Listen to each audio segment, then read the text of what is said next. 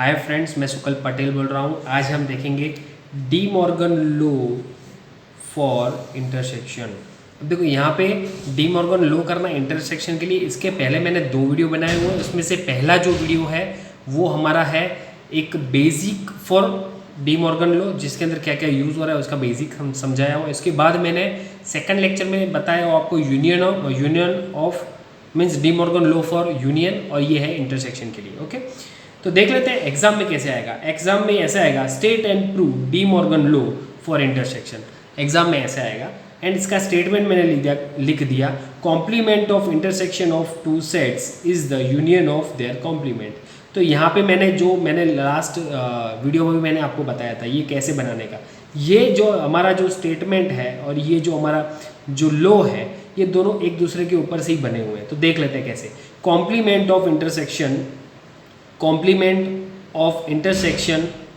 of two sets is the union of their complements, okay.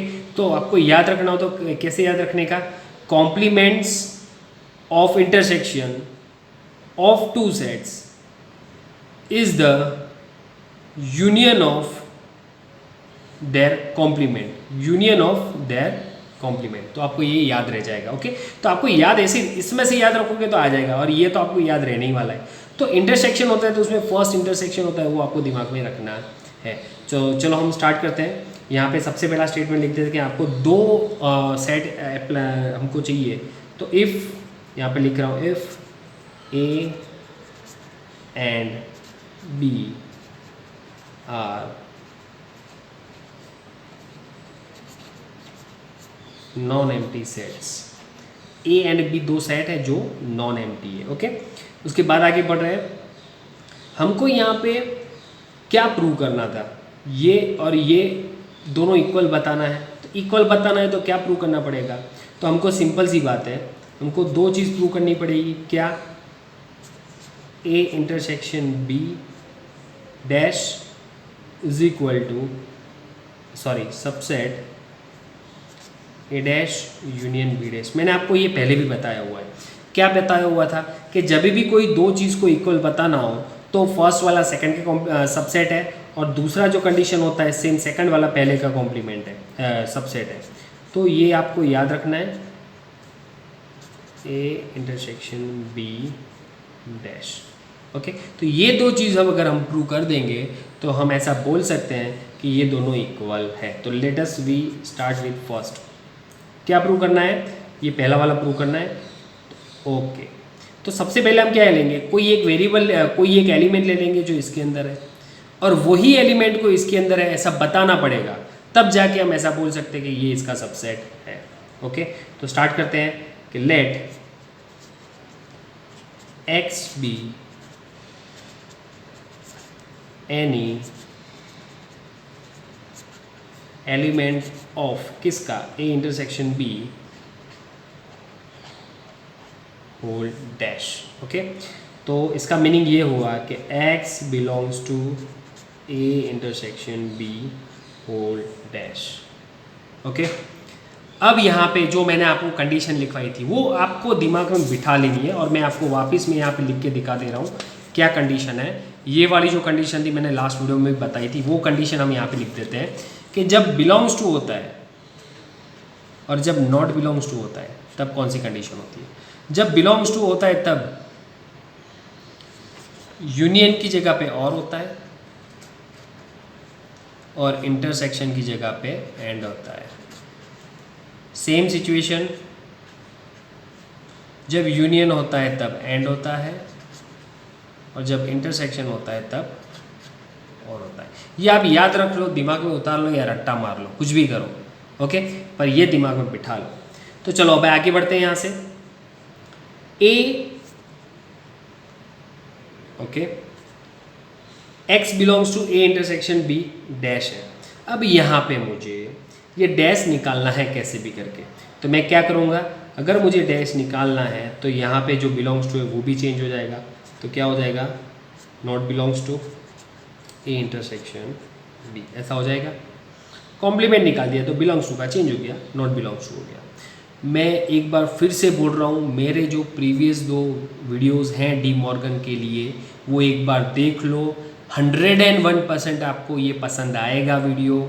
अगर आपको वो दोनों देखोगे तो आपको ये जल्दी समझ में आएगा। अगर समझ में नहीं है तो प्लीज़ मैं बोल रहा हूँ कि जाओ आप डिसलाइक करके चले जाना, मैं गारंटी बोलता हूँ, पर इससे पहले आप 2 देख लेना। ओके, तो आगे बढ़ रहे हैं। दूसरा, x not belongs to intersection b। अब मुझे क्या करना है, a इंटरसेक्शन b को अलग करना है, तो मैं क्या करूँगा, x not belongs to a and x not belongs to b। पर यहाँ पे इंटरसेक्शन की जगह पे क्या आएगा, मैं आपको वो बताना चाहता हूँ। तो नॉट बिलोंग्स टू में इंटरसेक्शन की जगह पे क्या आता है, और आता है, तो हम लिख देते हैं और। ओके, ये आपको दिमाग में बैठना चाहिए। अब आप वापस आगे बढ़ रहे हैं।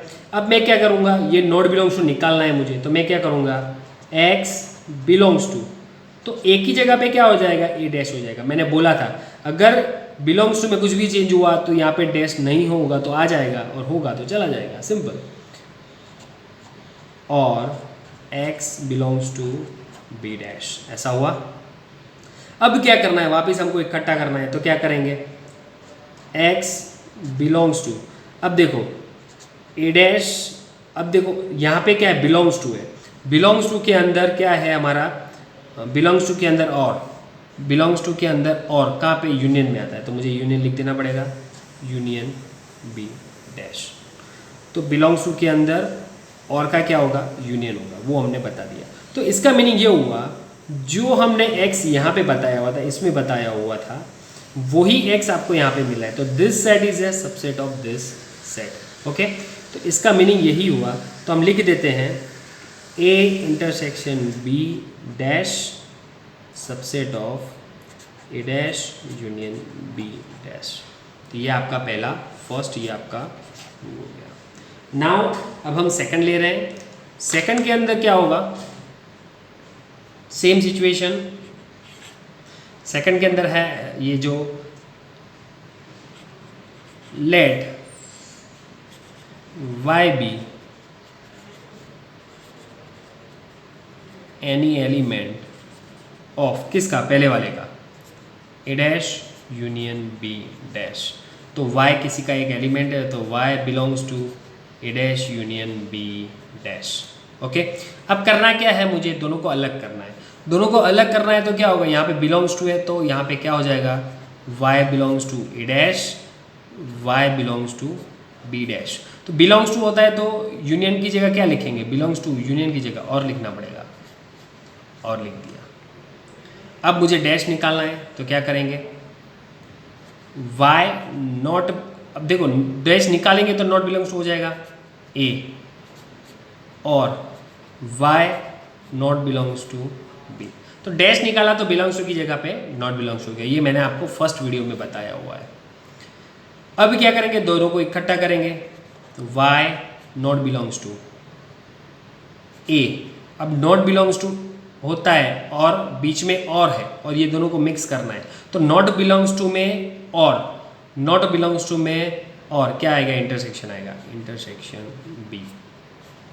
ये हमने इसको इकट्ठा कर दिया। अब मुझे यहाँ से नॉट बिलोंग्स टू निकालना है, तो मैं क्या करूँगा, y belongs to a intersection b dash लग जाएगा। अब आप बोलोगे क्यों लग जाएगा, क्योंकि नॉट बिलोंग्स टू में से बिलोंग्स टू किया तो यहाँ पे जो कॉम्प्लीमेंट नहीं होता है तो ऑटोमेटिकली आ जाता है। ओके, तो ये आपको समझ में आना चाहिए। और ये थोड़ा लिटिल बिट देखो, समझ में तो आपको पहले से ही आ गया है, ये ईजी है, मैंने इसके बहुत सारे एग्जाम्पल भी आपको बताए हुए हैं, पर आपको ये one type of little bit आपको रट्टा भी ऐसा मानना पड़ेगा कि आप एग्जाम में फटाफट लिख सको। ओके, तो हुआ क्या, जो हमने एलिमेंट हमने यहाँ पे लिया था, वही एलिमेंट मैंने यहाँ पे दिखा दिया। देखो a डैश यूनियन b में लिया था, वही एलिमेंट मैंने कहाँ पे बता दिया, यहाँ पे बता दिया। इट मीन्स दैट ये इसका सबसेट है। मैं यहाँ पे लिख सकता हूँ कि भाई a dash union b dash is a subset of a intersection b whole dash, ये नंबर 2। तो 1 एंड 2 दोनों अगर प्रूव हो जाए तो हम ऐसा बोल सकते हैं कि ये हमारा राइट है, प्रूव हो गया। तो बाय 1 एंड 2, बाय 1 एंड 2, 1 और 2 पर से हम ऐसा बोल सकते हैं कि भाई a intersection b dash is equal to a dash union b dash. तो ये हमारा प्रूव हो गया। तो ये एग्ज़ाम के लिए मोस्ट इम्पॉर्टेंट है, ये ज़्यादातर आता ही है, हर एक एग्ज़ाम में आता है। ओके, तो दूसरी बात कि भाई D Morgan law for union और इंटरसेक्शन में क्या फ़र्क है। अगर कोई बोले कि मैं एक कर लूँगा दूसरा नहीं करूँ तो चलेगा, ईजी है, पर उसमें आपको याद कैसे रखना है। देखो यहाँ पे आप जहाँ पे भी यूनियन है वहाँ पे इंटरसेक्शन लगा दो, जहाँ पे इंटरसेक्शन है वहाँ पे यूनियन लगा दो, बस और कुछ नहीं करना है। ऑलमोस्ट ऐसा ही रेडी तैयार हो जाएगा आपका। ओके, तो ये कोई चेंज नहीं होगा, सेम टू सेम है, कहीं भी कोई चेंज नहीं है, सिर्फ यूनियन का इंटरसेक्शन, इंटरसेक्शन का यूनियन, बस यही करना है चेंज। तो automatically D Morgan law for union की जगह पे इंटरसेक्शन में कन्वर्ट हो जाएगा। तो thank you for watching this video. अगर आपको ये वीडियो पसंद है तो लाइक, सब्सक्राइब एंड शेयर करें।